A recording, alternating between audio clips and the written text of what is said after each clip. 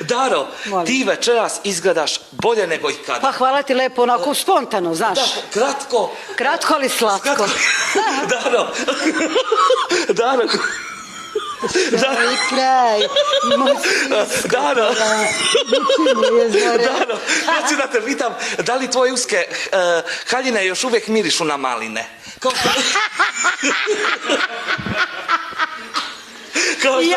pjesma. Bože, svaki put mi iznenadiš. Kao što kaže pjesma. Prošli put kit, sad maline. Kao što kaže Sneki u pjesmi, znaš, moje uske haljine još uvijek mirišu na maline. Moje uske haljine mirušu na mugler. Parfem. Opa. Ne na maline. Jesi ko se šloži na miris malina? Realno pričam. Ali to je kao samo u pjesmi. A to je pjesma, dobro. To je samo u pjesmi, da, ti voliš malo ove skuplje stvari, ne maline, jagode. Da, ja volim prirodne stvari, znaš, ali da jedem, ali ne da mirišem na malinu. Nego da mirišem na mugler moj. Naravno. Daro, ja kažem večeras je pravi